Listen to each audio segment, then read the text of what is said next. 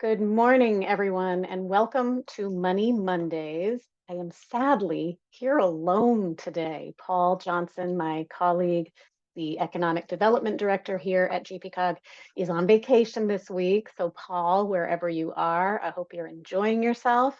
My name is Belinda Ray. I am the Director of Strategic Partnerships here at GPCOG, and you are here for Money Mondays to learn about opportunities for funding and regional resources that we would love to connect you with. As I go through this today, if you have any questions, please pop them right in to the Q&A and I will tackle them at the end. You can always feel free to reach out to me or to Paul with any questions you have or with any suggestions that you have for Money Mondays. Now, normally we start with Paul, but I am going to go ahead and share. There we are, that's the one. And I start today. So both of these opportunities listed are items I'm going to talk about. They're both grants, the GoPIF Community Action Grant and the GoPIF Service Provider Grants. So first of all, let me get over here. There we go. GoPIF. What is GoPIF? GoPIF is the Governor's Office of Policy Innovation and the Future, and they have not sanctioned this logo. I did that, sorry. But what they do is they do a lot of things. They work on a lot of policy for the governor, a lot of different things, but they also offer grants in particular areas. And there's a link right here for grant opportunities if you want to see what they have out there. And today we are going to talk about these two particular grant opportunities, the community action grants and the service provider grants. These are competitive state grant programs, and they are focused on climate mitigation, adaptation, and resilience efforts for municipalities. This one is really focused on municipalities.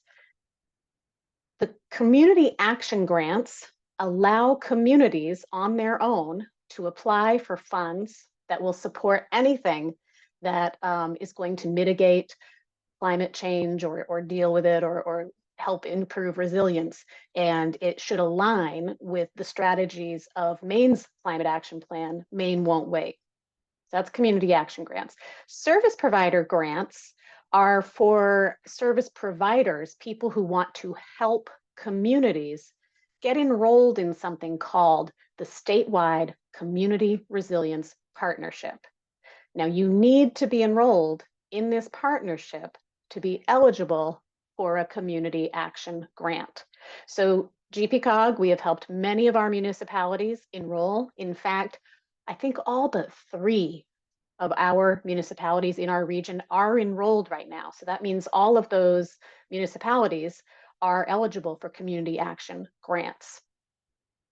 We are going to focus on community action grants today, since that's what municipalities are eligible to apply for, and also since most of the municipalities in our region have already enrolled in the Community Resilience Partnership. Focus. Who is eligible? Municipalities, right? So that's who this is for. You can go in alone, or you can group with 2 or more. So if you have a bordering municipality that has similar needs and it makes sense for you to tackle it together, that is absolutely a great idea. This is only open for municipalities. That is it. What you apply for is there are 2 categories. You can either apply to tackle something from the list of community actions, and this is in coordination with the state climate plan, Maine Won't Wait. And I'll show you what you get when you click that link in just a second. You can also submit a grant to tackle other proposed projects that support capacity building, planning, and implementation projects related to climate mitigation, adaptation, resilience. If you click into that list of community actions, you will get an Excel spreadsheet. It is divided by strategy areas, strategy area A, B, C, D, E, F. And those are all areas that are outlined in Maine Won't Wait. And then underneath each strategy area are actions that you can take.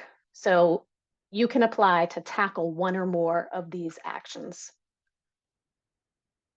And remember, you can also apply for other proposed projects that support capacity building planning and implementation projects. So if it's not listed here, you can still apply. But really the list of community actions is probably a great way to go. So some past successful applications in our region, you can see a lot of our towns have received funding from this. And you can see that each year there have been around 50 awards, sometimes to, like in the first in 2022, to 75 communities. So that implies there were a lot of people going in together. Fewer people in 2024 collaborating. So 52 awards to 54 communities. So only 2 extra communities were lumped in there somewhere. And you can see the amounts. 50,000 is pretty much the standard, although I see a couple that were a little lower. So features of this program, the minimum you can ask for is $5,000. The maximum is $50,000, except that if you do collaborate with another municipality, with 2 or more, if 2 or more go in, they can ask for up to $125,000. There is no cost share if you apply to do something that is in the list of community actions. There's a 10 to 20% cost share if you want to do something outside that list.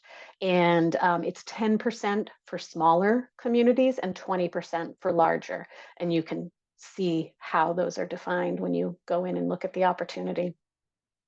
There are reporting requirements, but they're pretty minimal and they're pretty easy to meet. You need to give quarterly updates when you are working on your project. You have to share the project deliverables, and you have to offer a brief final case study at the end saying, here's what we learned, so that they can make sure that this is accessible to anyone else who's looking at a similar project. In terms of difficulty, I'm giving this one a 2. It is pretty easy. They give you a template to fill out. You'll want to set some time aside to do that, but it's not incredibly onerous. And any forms that you have to complete are pretty much included right in that template, and it's an uncomplicated budget. Deadline, it's not open yet. So this one, you're getting some advance notice. They're expecting the next round of community action grants and service provider grants to open in fall of 2024. So plenty of time to start thinking about what project or projects you might want to work on, who you might want to work with. If you need to enroll in the statewide partnership, service provider grants are coming out again too. And we would love to work with the 2 to 3 remaining communities in our region to help you get enrolled so that everyone in our region is eligible for these community action grants. If you are one of those communities, please contact Sarah Mills-Knapp, our sustainability director, and she will get you started on that. We also can help people contemplate what community action grant activities they might want to pursue. So you can also contact Sarah for that. And there she is, getting ahead of myself in the slides.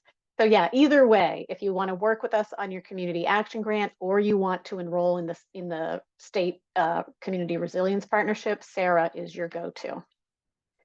To find out more about this opportunity, these opportunities, I have the website here for GoPIF, for the Community Resilience Partnership grants.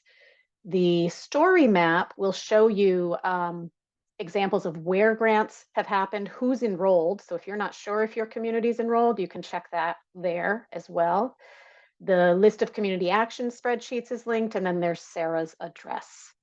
So that's what I have for you today. And as I said, Paul is, I don't know, I think he's in the woods. I was going to say on a beach somewhere, but I'm pretty sure he's in the woods. And who knows, maybe he's watching this right now. Paul, enjoy your break. Everybody else, enjoy your week, and please be in touch if you need anything. I will mail out the slides and the video after this. So thank you so much for being here, and have a great day. We'll see you later. Bye.